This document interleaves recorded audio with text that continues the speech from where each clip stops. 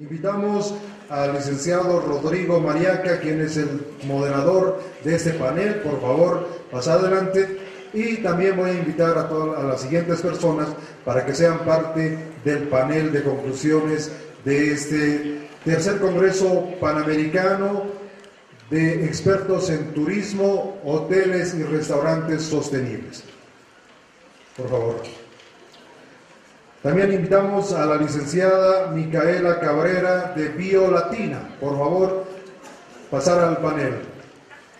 Invitamos al arquitecto Jorge Gutiérrez. Por favor, arquitecto Jorge Gutiérrez, le pedimos pasar al panel.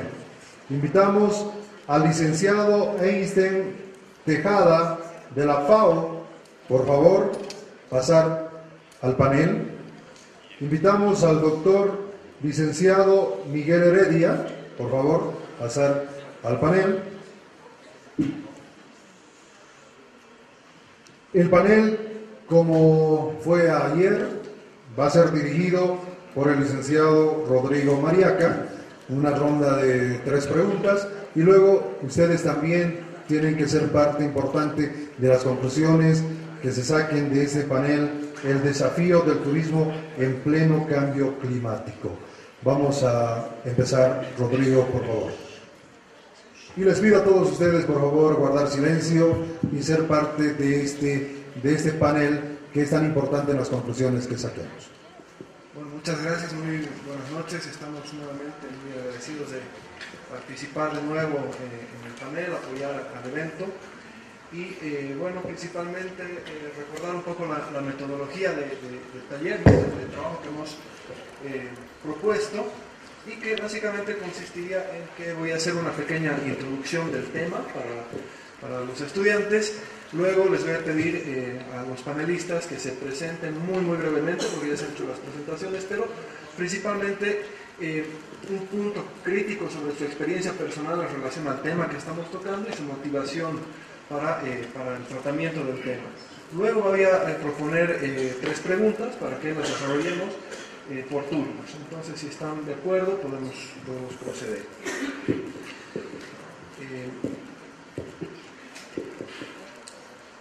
Muy bien.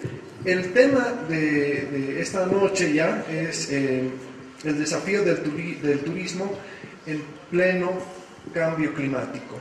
Entonces, para trabajar este tema voy a hacer una referencia muy breve a lo que nos estamos refiriendo.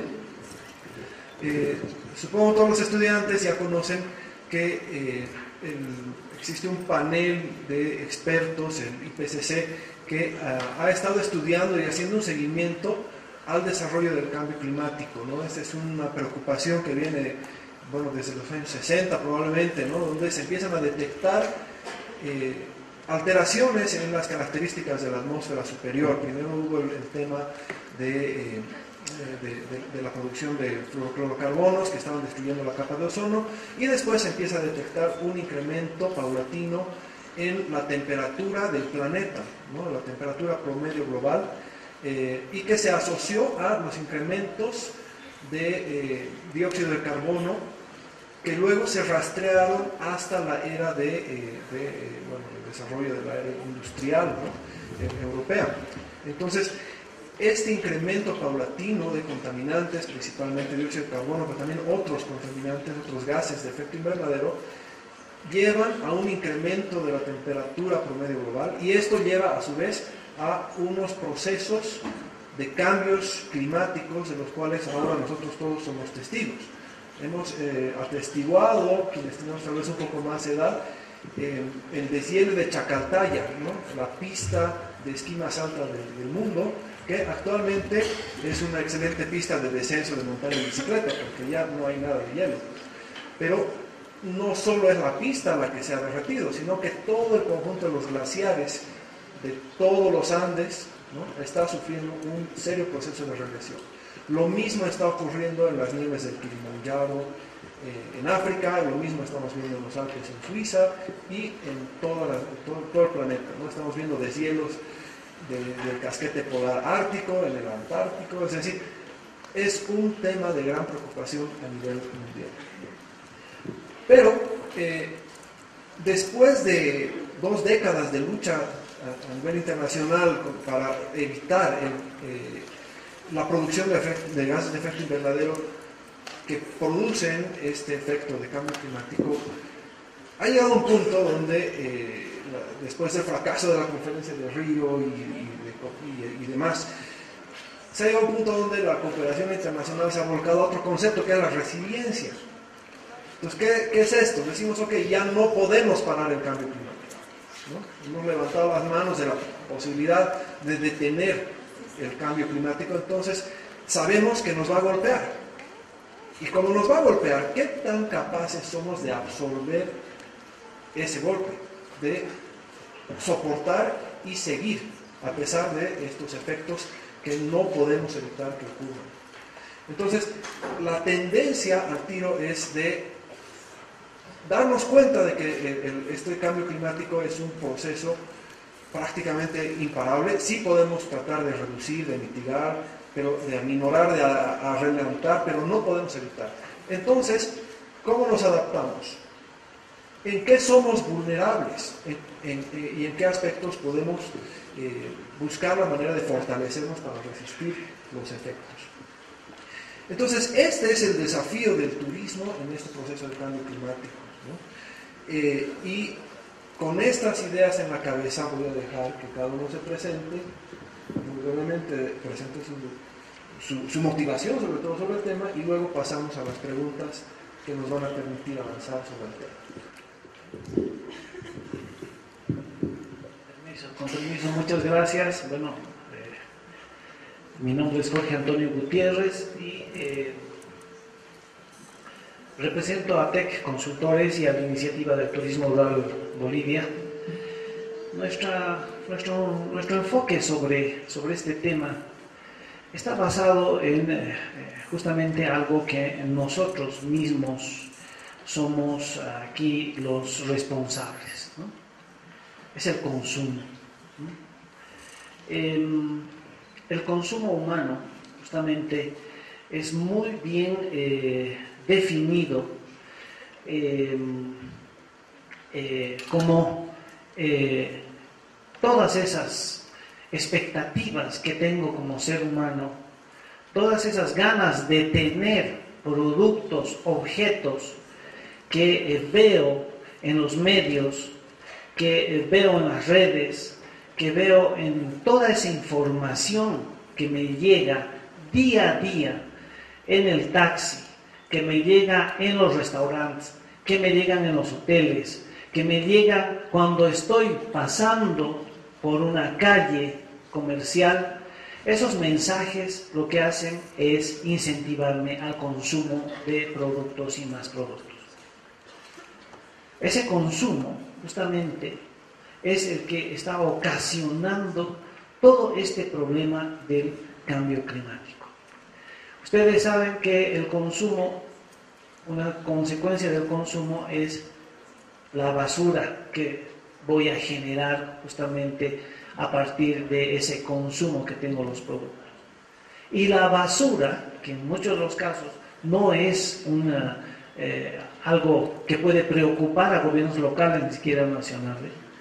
En muchos municipios no se tienen sistemas de recolección de basura, por lo tanto vamos a ver atractivos turísticos, vamos a ver poblaciones con vocación turística y en el camino grandes basureros, ¿no? Basureros que no tienen un sistema de recolección, disposición de los mismos. Entonces, una de las causantes justamente, y solamente estoy hablando de algunas cosas del consumo, otro es el consumo energético, el consumo de la gasolina, de los combustibles que puedo tener en mi casa, que puedo realizar con el coche, puedo realizar cuando estoy transportándome justamente a algún sitio para conocerlo.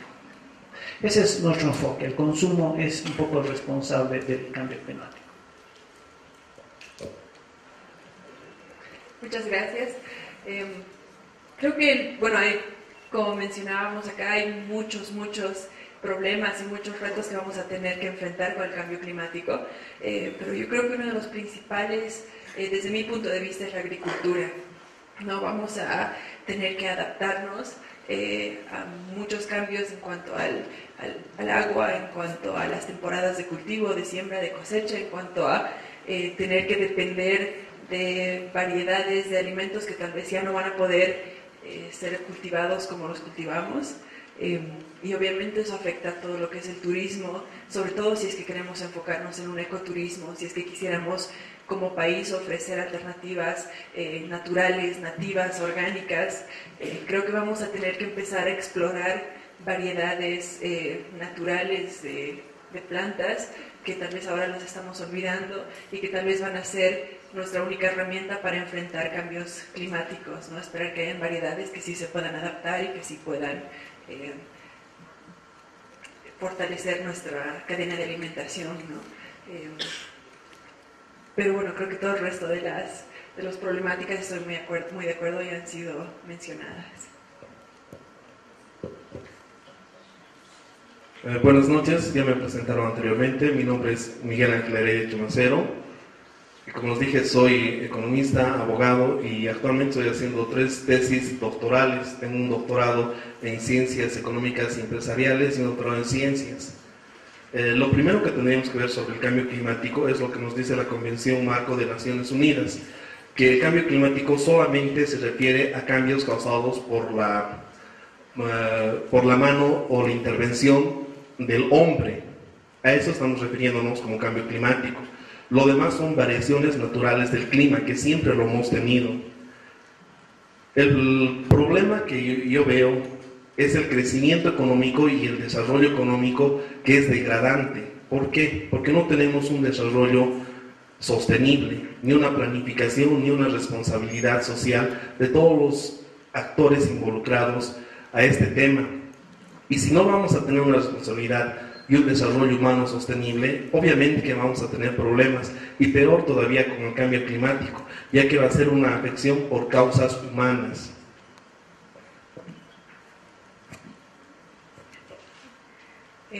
Soy Micaela Cabrera Bayer, gerento Biolatina hace 14 años, y la motivación principal que me hace apoyar siempre en estos eventos que tan gentilmente me invitan es,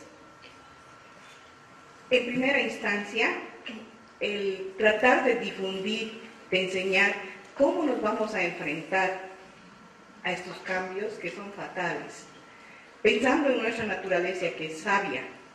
La naturaleza tiene su ciclo y en ese ciclo nosotros deberemos apoyarnos para poder enfrentar a este problema del cambio climático, ¿no? Pienso que tenemos la gran responsabilidad desde cualquier punto en que nos encontremos, ya sea científico, ya sea de ama de casa, ya sea de responsable XZ, nosotros tenemos que dar a conocer cómo vamos a podernos enfrentar hacia el futuro y el cambio climático.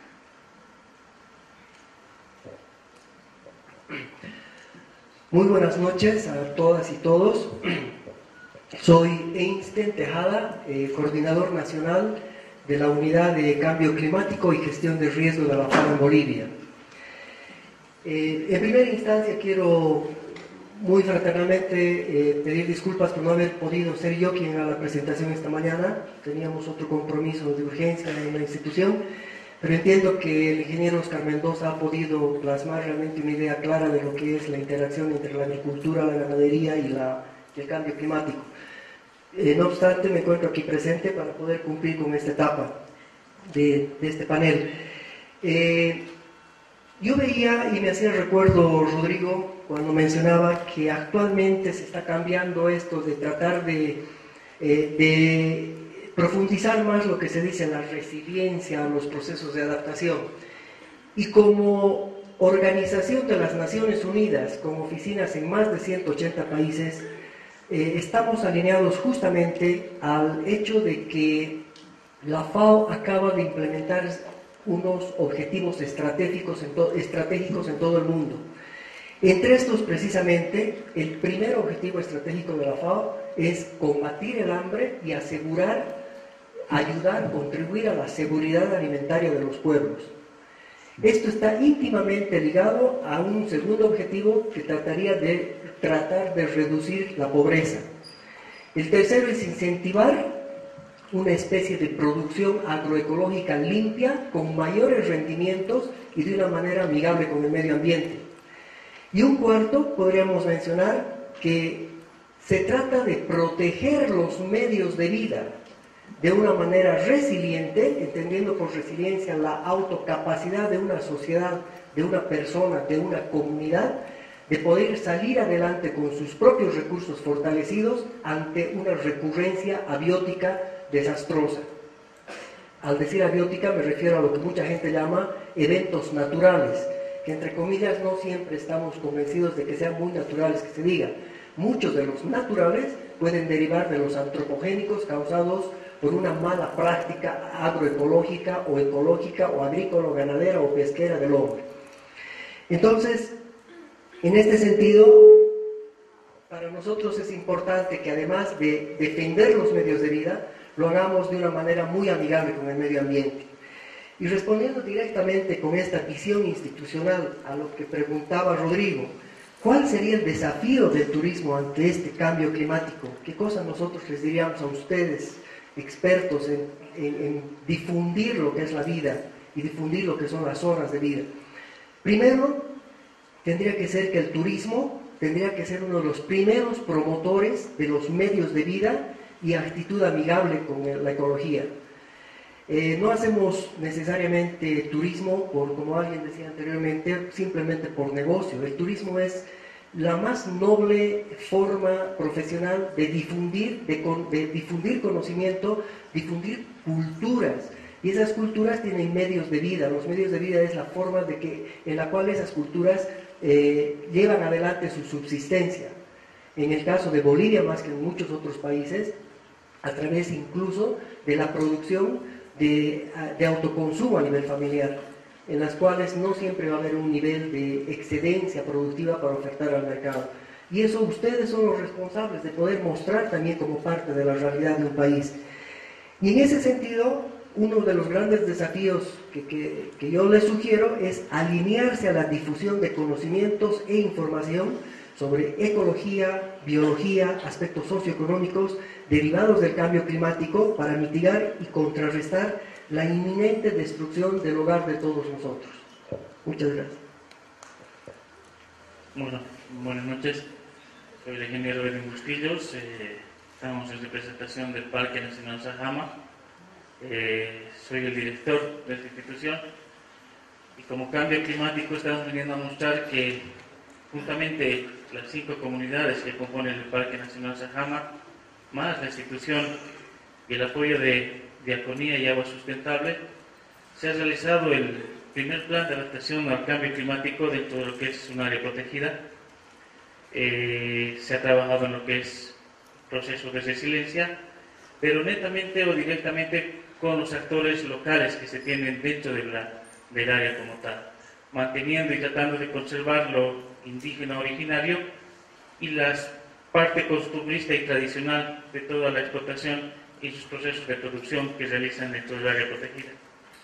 El tema es muy amplio, estamos tocando solamente lo que es la parte del turismo, pero también tenemos que ver que este proceso de cambio climático es ese proceso de glaciares, que en este caso en Sajama tenemos el principal glaciar dentro de lo que es la cordillera occidental. También tenemos lo que es la parte de las fallas chatas, donde se ve los resultados de este estudio, cuánto ha sido el porcentaje dentro de ese proceso, dentro de lo que es el recurso hídrico, y cómo se está tratando de hacer un plan de acción a base de estrategias y lineamientos que se han ido realizando con los mismos actores locales para poder sobrellevar este cambio climático y que no afecte a lo que es al interior del área protegida como tal. Yo creo que en el transcurso de la ponencia o la discusión que vamos a tener, vamos a ir mostrando y detallando cómo se ha ido trabajando y cuáles son los primeros resultados que se está dando de este plan de adaptación al cambio climático dentro del Parque Nacional Sajama.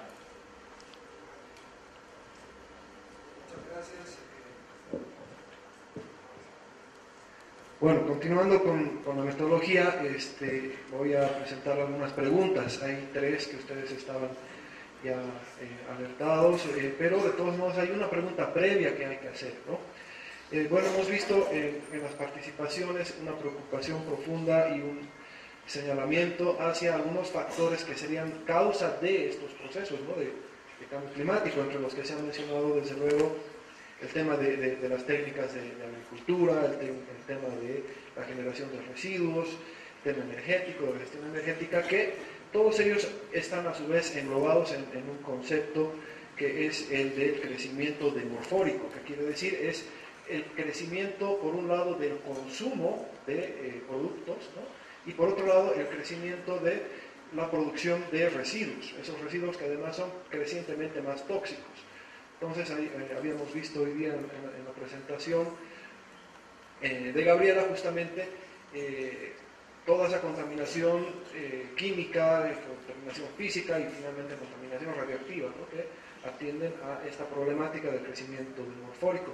Pero hay otro componente del que en los últimos 10 años he visto que cada vez se ha ido soslayando, que es tal vez el tema crítico de base, que es el crecimiento demográfico, ¿no? O sea, a mayor número de personas, mayor consumo. Ahora, a mayor número de consumo por persona multiplicado por un mayor número de personas, desde luego que el potencial de destrucción humano se incrementa de manera exponencial, ¿no? Entonces, ese es uno de los puntos que quisiera preguntar al panel. Si ustedes consideran de que el tema del crecimiento demográfico que lleva a este turismo de masa, que desde luego preferimos un turismo vivencial, individual, pero que al mismo tiempo es exclusivo, ¿no? Por ejemplo, Chalalán alberga 30 personas, ¿no? Entonces no podemos llevar 500 personas a Chalalán, lo que es maravilloso para el ecosistema, pero también es excluyente, porque es decir, hay 7.000 millones de personas en el planeta y contando, ¿no? Cada segundo que pasa la exposición se añaden 3 o 4 personas más.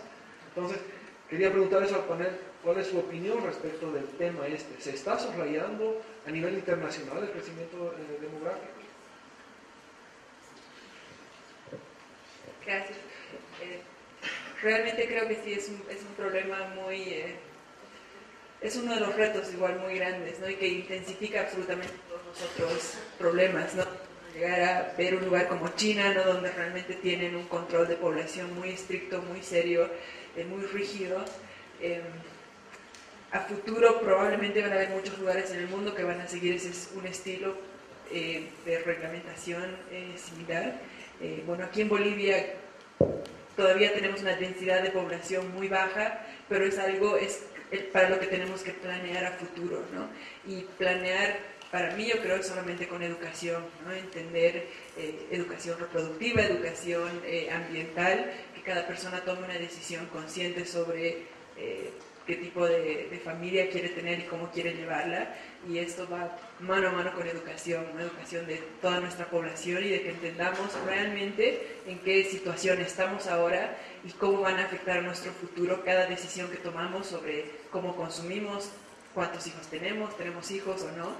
Son decisiones que tenemos que cuestionarnos cada uno de nosotros y tenemos que tomar una decisión consciente porque estamos en un punto en que ya no podemos continuar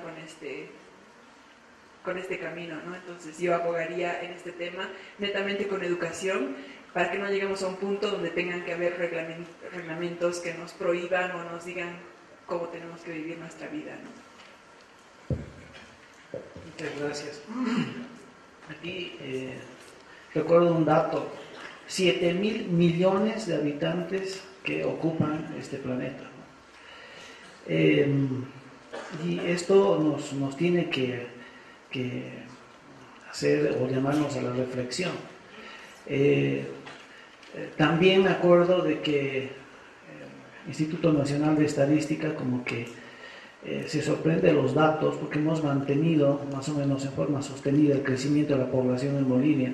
Ok, somos 10 millones, pero bien, o sea, mejor que la hayamos mantenido. ¿Para qué queremos incrementar más la población? O sea, seguramente habrán objetivos de mediano y largo plazo con este tema, pero vemos Finlandia, que tiene 5.000 o 5 millones de habitantes, tiene un sistema de educación, uno de los más efectivos de todo el planeta, y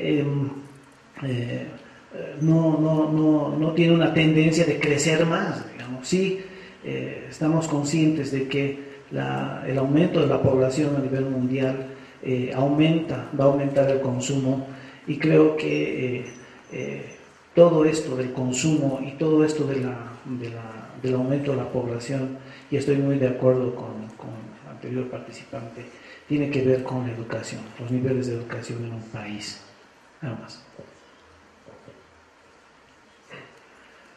Bueno, la población yo creo que se ha preocupado ya desde hace años. Tomás Malthus hizo la pirámide de Malthus, donde nos dice que la población va creciendo geométricamente, o sea, se va multiplicando.